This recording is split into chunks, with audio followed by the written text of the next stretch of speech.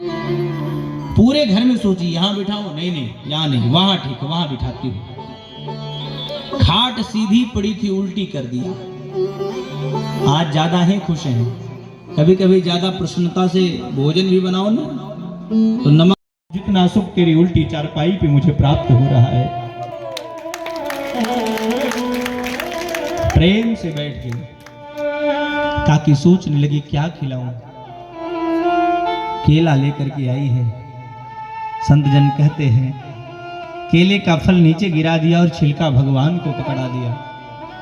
और धन्य है हमारे बांके बिहारी, 2, 4, 10, 20 छिलका भी ग्रहण कर गए। और काकी ने पूछा प्रभु कैसा लगा? भगवान ने कहा काकी बड़ा आनंद आ रहा है, तेरा ये भाव देख करके मुझे तो बस इतना ही कहना है कि आज तक इतना स्वाद उस यशोदा के मक्खन से नहीं प्राप्त हुआ जितना स्वाद इस तेरे केले के छिलके से मुझे प्राप्त हो रहा है। भगवान के अंश होने के बाद दुखी इसलिए हैं क्योंकि मुंह भगवान से मोड़ लिए, संसार की तरफ मुख कर दिया है, भगवान की तरफ पीठ कर दिया है। संसार में दोनों चीजें हैं, जड़ चेतन गुण दोषमय, गुण दोष दोनों है। अब हम ग्रहण क्या करते हैं वो हमारे ऊपर निर्भर करता है।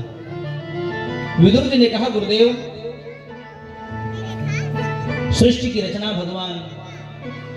भगवान को तो पता है कि खाट उल्टी है, काकी को नहीं पता तो कोई बात नहीं, पर भगवान को बोलना चाहिए ना कि देवी उल्टी खाट पर क्यों बिठा रही हो। भगवान भी प्रेम से बैठ गए। क्यों?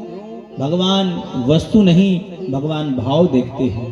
और जब बैठ गए तो काकी ने हाथ को जोड़ करके पूछा अरे प्रभु कैसा लग रहा है?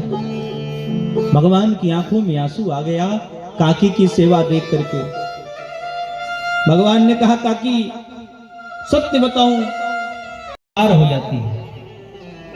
विदुरानी जिस बात की कल्पना नहीं की थी वह पूरी होने वाली है, बहुत प्रसन्न है। और एक ही बात मन में स्मरण है कि कब प्रभु आएंगे, कब भगवान आएंगे। मन भगवान में ही लगा हुआ है। तब तक ठाकुर जी पहुंच गए और दरवाजा खटखटाया। अरे काकी दरवाजा खोलो। काकी जी तो भगवान के ध्यान में मस्त हैं।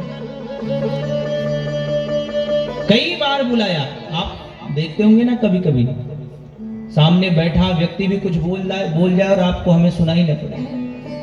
मन जब वहां उपस्थित नहीं है तो इंद्रियां काम कैसे करेंगे? कई बार बुलाया काकी ने, बाहर आ करके दरवाजा खोला और भगवान को हृदय से लगा दिया, रोने लगी। भगवान ने कहा